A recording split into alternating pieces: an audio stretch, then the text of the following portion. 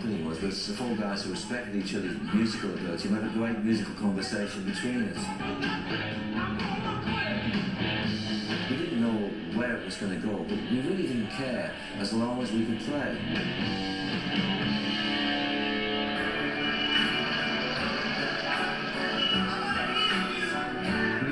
Had left Motorhoople, me and Paul had left Free, which had been so traumatic. Now from Britain, a group called Free.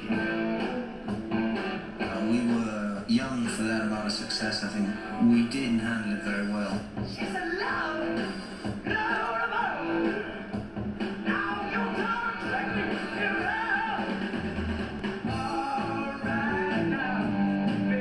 We didn't actually plan to have a band. I was working with Paul, writing songs, and then Simon came to Paul's house one day out of nowhere. And then Paul says, well, you know, all we need is a bass player. We've got a group now. We auditioned so many different people. And the very last person was Boz Burrell, who was playing in King Crimson. We were kind of off and running then. My company was the logical progression from Free. They are a vehicle for the greatest rock voice that there's ever been, Paul Rodgers.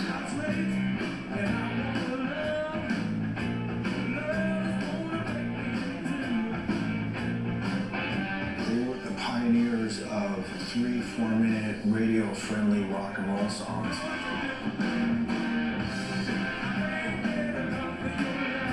His bass, drums, guitar and vocals, simple but great. What else do you really need? I thought, well, new band, let's have a new manager. Who's the best? Who's the biggest group in the world? And he said, well, Led Zeppelin. I said, well, let's start with their manager and work down. Don't fucking talk to me, it's my bloody act. Under the guidance of Peter Grant, Led Zeppelin's new label, it was a perfect storm. We went straight to America. Our first tour was an arena tour with Thank You Winter. The album had come out and it hit the charts in '99. And then suddenly it was #1 and we all said, wow.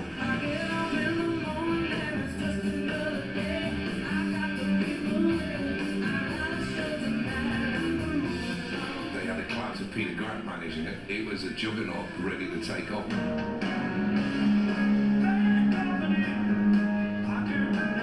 Paul's one of the greatest blues singer that ever came out of the UK, for sure.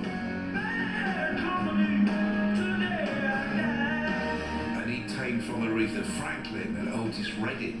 Paul Rodgers has got soul you can't learn. I said to Mick, oh, I've got this idea, check this out. And I sang the song, you know. I said, I don't know where to take it though. And he just goes, try this.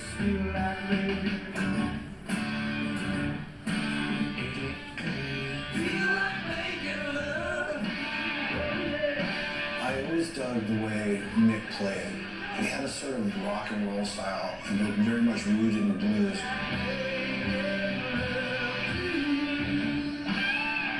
To me is quintessentially old school in the best possible way. He's never showing off, he's just playing from the heart.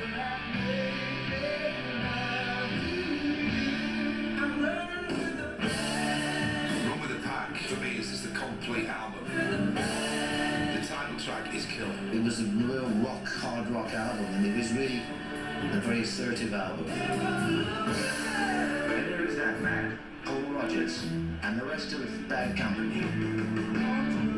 We're down-to-earth people, we make simple music. We were as big as we ever really wanted to be.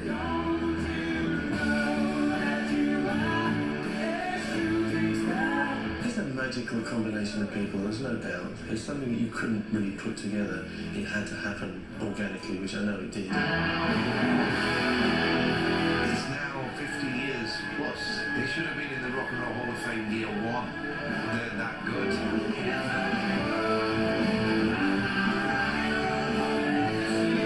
We just came along at the right time and we were a great live band. The fact that they still play us on the radio now over here is great, and also the music doesn't sound dated. We faced a lot of pressure together. We walked on stage and blew people's minds together, you know, and delivered the goods.